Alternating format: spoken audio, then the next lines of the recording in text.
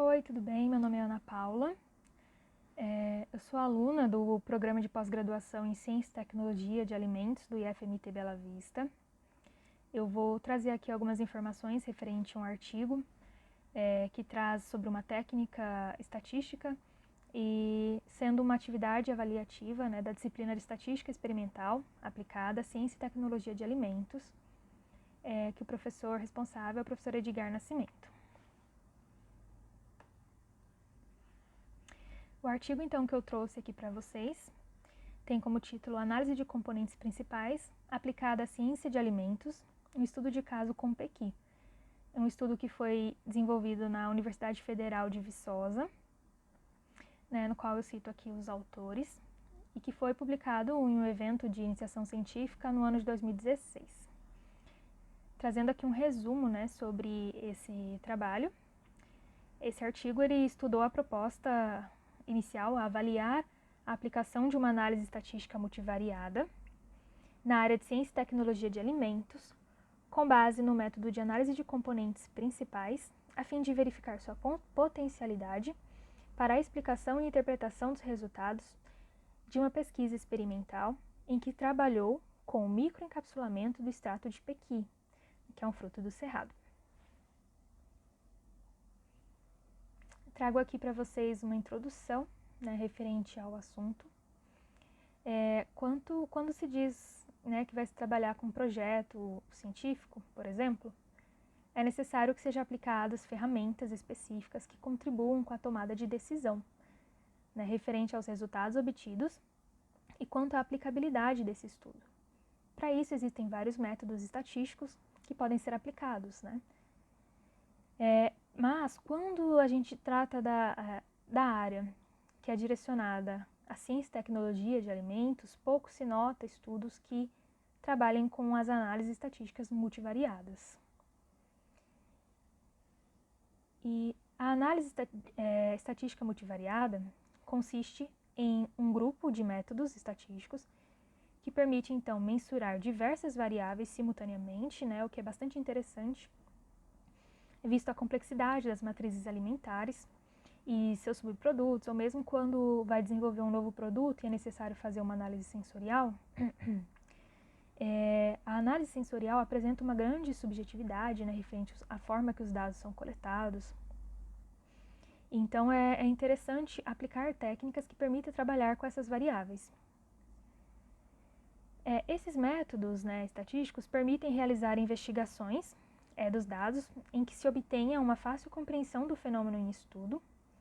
Contudo, existe uma complexidade desses métodos, visto a dificuldade para identificar técnicas específicas que permitam estudar as relações de dependência e interdependência entre as variáveis resposta desses estudos, e associadas também ao fenômeno estudado ou outros fatores que interfiram. E, ao mesmo tempo, uma análise que possibilite trabalhar com uma grande quantidade de variáveis e de observações e que também consiga realizar predições. E, em resumo, a técnica de estatística multivariada, com ela é possível realizar a construção de variáveis alternativas que sumarizam os dados e permitem, então, obter um grupo de elementos amostrais que apresentem similaridade entre si. E com isso, vai segmentar os dados originais, possibilitando investigação, predição, comparação ou validação de suposições. E dentre as técnicas que existem de estatística multivariadas, a gente pode citar a análise de componentes principais, que a sigla em português é ACP. Então, a análise de componentes principais é um método tradicional de ordenação que tem como principal vantagem a redução dimensional do problema e na determinação de relações lineares entre variáveis. Isso apresentando uma alta eficiência de solução, de interpretação dos resultados e de otimização de outras técnicas, como se trabalha com análise por agrupamento. E apesar de simplificar todo o processo de análise de dados, em relação à relação que existe entre as variáveis, a análise de componentes principais ela pode apresentar ali algumas dificuldades, porque ela pode sofrer interferências quando se tem a presença de outliers, que são dados discrepantes, né? E também a ACP, ela não é recomendada quando se tem um número de variáveis maior que o número de amostras ou tratamentos. E também existe a possibilidade de perda de informação dessa variabilidade, dessas variáveis originais, quando se manipula os dados retirando alguma variável, né? E isso pode interferir na qualidade da análise. E também a ACP não apresenta garantias, né, de que vá funcionar e trazer ali o resultado esperado, né, para você interpretar os dados. Principalmente quando você tem variáveis originais pouco correlacionadas, e nisso vai resultar em componentes principais com valores praticamente iguais à própria variáveis originais. Então, você não vai conseguir fazer uma interpretação dos resultados. Aqui eu trouxe uma imagem, ou melhor, duas imagens, para exemplificar, né, vamos dizer assim, o que acontece quando se aplica a análise de componentes principais. Nós temos os dados originais, que a gente pode considerar que eles estão ali distribuídos nos eixos, né, desse plano cartesiano, seria o x1 e x2. Mas quando a gente aplica a análise de componentes principais, é como se ocorresse uma rotação com esses dados, na qual eles se adequam, né, a sua distribuição a seguir o comportamento das componentes principais, né, que estão ali mais à diagonal. Então é um processo bem interessante. E abaixo traz como se um esquema de como é feito o processo, né? Você tem ali as variáveis originais, P variáveis. Se aplica então a matriz de correlação ou matriz de covariância, onde se determina depois os autovalores, no qual deve ser avaliado para então depois determinar as componentes principais, né? Você vai encontrar também os autovetores, selecionar as novas variáveis, que são as componentes principais, né, ali nas setinhas azuis. Seria mais ou menos esse o esquema. Então, o objetivo desse trabalho foi avaliar a potencialidade da análise de componentes principais para a interpretação de resultados de um experimento com microencapsulamento de Pequi. Como metodologia, eles utilizaram um estudo que foi realizado anteriormente na Universidade Federal, lá de Viçosa, em que realizaram análises físico-químicas e morfológicas, né, desse microencapsulado e obteve-se os dados. Então, para esse estudo que eu estou apresentando para vocês, eles pegaram esses dados e aplicaram a análise estatística. Então, foram 12 variáveis, que é carotenoides, os parâmetros de cor, que é o L, o A, B, o de saturação e cromaticidade, parâmetro de umidade, atividade de água, acidez, pH, solubilidade, higroscopicidade, e foi realizado em 3 tratamentos, 150, 170 e 190 graus.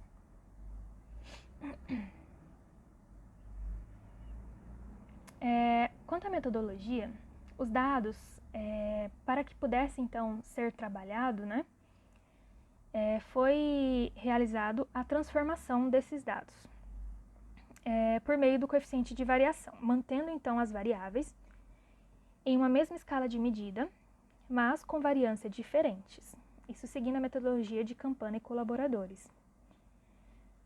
Com essa transformação, os dados foi possível conseguir melhores resultados, né, porque apresentaram variâncias proporcionalmente iguais aos dados originais.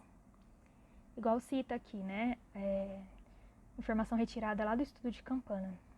As variáveis transformadas passam a estar numa mesma escala de medida, com medidas iguais a 0, porém com variâncias diferentes de 1 e proporcionais aos seus respectivos coeficientes de variação. Com esse método, que é bastante diferenciado de outras técnicas, né, que fazem a transformação dos dados, porque os métodos mais tradicionais, eles trabalham de forma a equalizar distribuições em valores de média igual a 0 e de variância igual a 1. Então, a gente viu aqui que com esse método de Campana, a variância é diferente de 1, né? Então favorece ali na hora de você fazer a distribuição desses dados. E depois, então, com a matriz de correlação, né, existente entre as componentes e as variáveis já transformadas, foi realizada a análise de componentes principais, que foi feito para identificar essas novas variáveis, que nem a gente viu lá no esquema, que são as componentes principais. E essas componentes, elas são obtidas a partir de uma combinação, né, da correlação entre as variáveis, organizadas de forma decrescente, considerando sua importância quanto à contribuição para a variação total dos valores, isso possibilitando a condensação dos dados. E depois que foi feita, então, a obtenção dessas componentes, foi feita a seleção do número de componentes principais, em que consideraram o critério de Kaiser, que leva em consideração que essas componentes, para serem adequadas, estejam ali associadas a autovalores superiores a 1, né? E para que essa correlação entre as componentes com as variáveis, a significância foi considerada os autovalores com valores superior a 0,7. Então, depois que se determinou, né, as componentes principais, foi realizado então a interpretação dos resultados gráficos.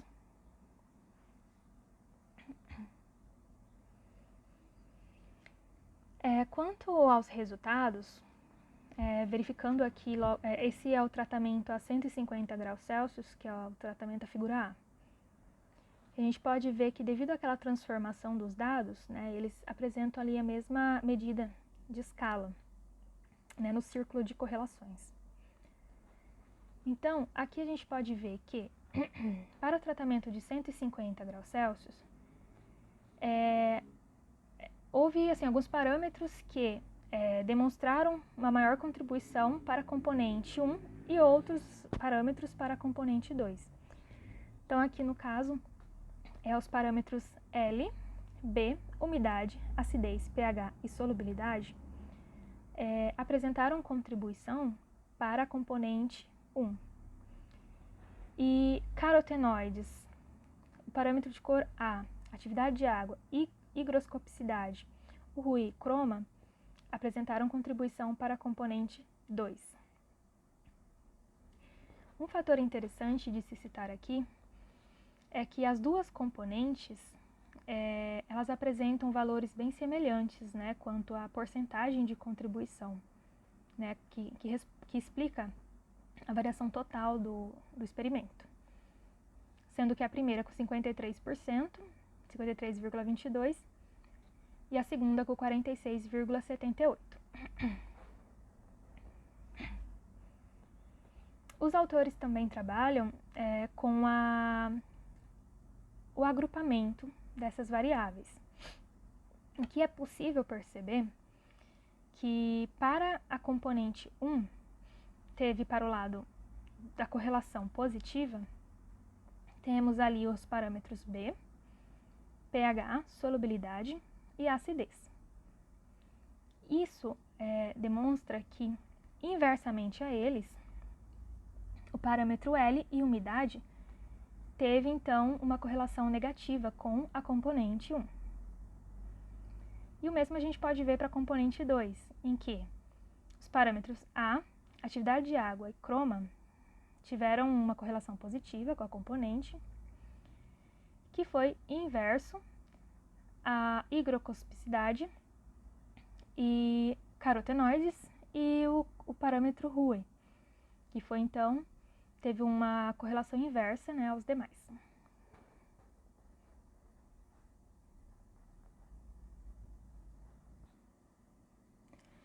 O que é interessante avaliar aqui também é que de todo o experimento, né, com tratamento de 150 graus, essas duas componentes explicam 100% da variabilidade dos dados, né? E aqui a gente pode ver também que talvez, né, devido à porcentagem das componentes serem muito próximas, ficou praticamente 6 variáveis explicando a componente 1 e 6 variáveis explicando a componente 2. Para o segundo tratamento, que foi a obtenção do microencapsulado a 170 graus Celsius, observou-se que houve uma diferença aí na porcentagem já, né, dessas componentes, em que a primeira componente explicou 67,19% dessa variabilidade e a segunda explicou 32,81%. E aqui a gente consegue ver também um comportamento bem diferenciado, né, em relação ao anterior, quanto às variáveis, né, a sua distribuição. Então, para a componente 1, ficou o parâmetro L, A, B, umidade, acidez, pH e higrocospicidade. E assim também ficou Rue e Croma. Então, verifica que para a primeira componente ficou uma grande, a maior quantidade, né, de variáveis, o que é normal, né, em muitos estudos, visto que ela explica a maior porcentagem, né, de toda essa variabilidade do estudo. E quanto à componente 2, então ficou relacionada a ela carotenoides, atividade de água e a solubilidade. Levando em consideração também quanto ao agrupamento, é possível observar que na primeira componente, acidez, higrocospicidade e o parâmetro de cor A apresentaram uma correlação positiva, né, com essa componente, e uma correlação inversa foi observada no parâmetro Rue, B, umidade, pH e o parâmetro Croma, que eles apresentaram então um comportamento inverso, né, aos citados anteriormente, às variáveis citadas anteriormente. Na segunda componente, a gente pode ver que a atividade de água e carotenoides apresentou uma correlação positiva com essa componente, o que é inverso ao comportamento da solubilidade, né, que apresentou uma correlação negativa. Um fator que eu já trago aqui até uma observação, os autores em momento algum fazem uma correlação entre as variáveis, né, porque verificando aqui, a gente pode dizer que alguns parâmetros estão se relacionando, né? Por exemplo, a umidade aqui na componente 1, ela está tendo um comportamento inverso, né? Então, a umidade e o pH estão correlacionadas. Possivelmente, se diminui a umidade, o pH também sofre ali alguma variação. A gente pode interpretar dessa forma. Para o terceiro tratamento, que é a 190 graus Celsius, também a gente percebe um comportamento bem diferenciado quanto aos anteriores. Na verdade, um pouco mais semelhante ao de 170, porque, né, a gente verifica que a primeira componente apresentou 69,65% da explicação, né, de toda essa variação do experimento. E a componente 2 ficou com 30,35%. Aqui no caso, para a componente 1, os parâmetros que atendem, que explicam essa componente, é o parâmetro L, A, B, umidade, pH e solubilidade, e os parâmetros de cor, Rue e Croma, né, que a gente pode ver ali na figura que eles estão realmente mais próximos da componente 1. E para a componente 2, as variáveis que explicam essa componente são carotenoides, acidez, atividade de água e higroscopicidade. Da mesma forma, os autores fizeram o agrupamento, né, em que a gente pode verificar que a componente 1, no lado da correlação positiva com ela, tem o parâmetro L e a umidade apenas. Então, a gente pode ver que do de 150 graus para 190, houve uma diferença quanto à distribuição dessas variáveis, né? A interação dessas variáveis com as componentes. E para o lado negativo, né, a componente 1 tem ali a solubilidade, O parâmetro A, o parâmetro B, croma, Rue, tem também o pH, e é isso. Então, eles têm um comportamento inverso aos citados anteriormente. Na componente 2, tem a atividade de água, a acidez, carotenoides, como correlação positiva, né, com essa componente, e somente higroscopicidade, com uma correlação negativa, com a componente 2. Então, assim, observando tudo que foi demonstrado nas figuras, os autores concluem, né, assim, dos resultados, que à medida que, o que a análise de componentes principais indicou? Que à medida que eleva a temperatura, torna-se possível caracterizar o fenômeno com apenas uma componente. Porque a gente viu que duas componentes explicou praticamente 100%, né, dessa variação dos dados. Ok. E com isso também foi indicando a maior homogeneidade do comportamento das variáveis, que foi justificado pela menor oposição de sinais entre as variáveis. No caso, a gente viu o tratamento de 190 graus. Então, o tratamento de 190 graus ele permite a obtenção de extratos de Pequi mais homogêneos em relação às variáveis A, B, pH, solubilidade, Rue e croma. E mais diferenciáveis, né, em relação às variáveis carotenoides, atividade de água, acidez e higrocospicidade, as quais apresentam a maior variabilidade. Então, os autores concluíram que, para cada tratamento, os dados foram padronizados, resultando em duas componentes que eram capazes de explicar mais de 90% da variância dos dados, né, originais. A gente viu isso na porcentagem ali nos gráficos. E a análise de componentes principais foi suficiente para o estudo, gerando componentes de fácil interpretação e reduzindo a dimensionalidade do problema sem resultar na perda de informações. Quanto às observações, né, que eu fiz ao analisar esse estudo, tem alguns pontos, né, que eu vou aqui citar. Bem, quanto à transformação dos dados, de algumas pesquisas que eu fiz, pode-se dizer que os autores agiram corretamente, realizando a padronização dessas variáveis, visto que o procedimento é indicado por diversos autores, né, apenas quando os dados apresentam unidades de medidas diferentes, que é o caso. Então, para que seja possível elaborar a matriz de correlação. Então, com isso, foi possível equalizar os dados, com o objetivo de permanecerem com escalas iguais, com a variação de 0 a 1.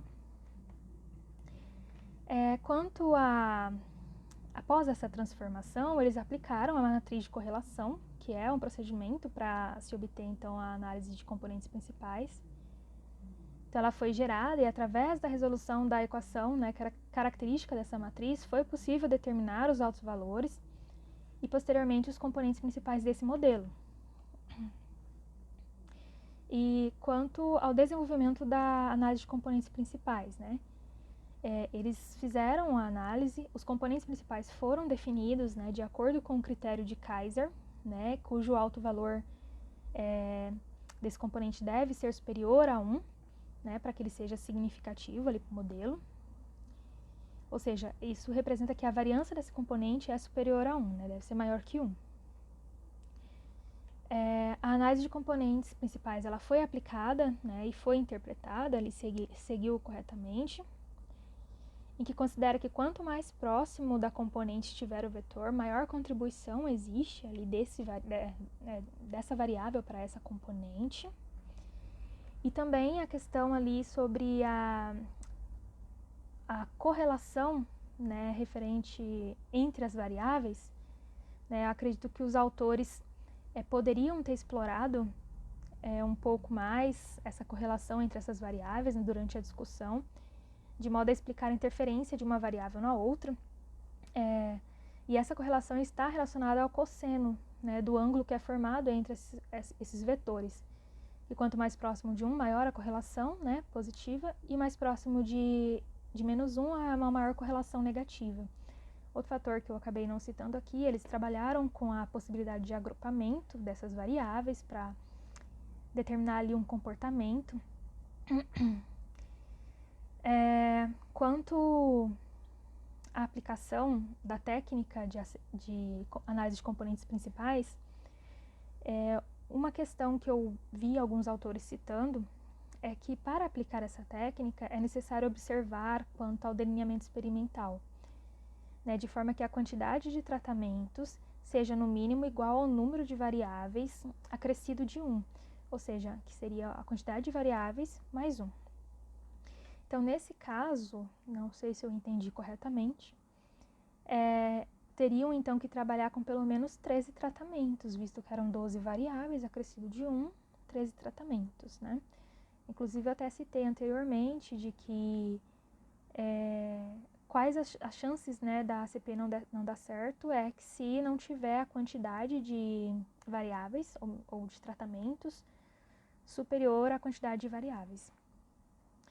E também um ponto a observar é que os autores citam que a temperatura superior a 190 graus Celsius possibilitaria trabalhar com apenas uma componente principal, né, que iria conseguir explicar toda a variabilidade do modelo.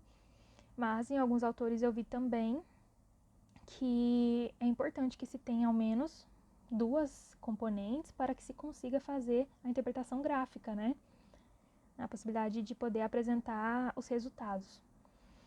Então, são essas minhas observações, minhas informações. Muito obrigada.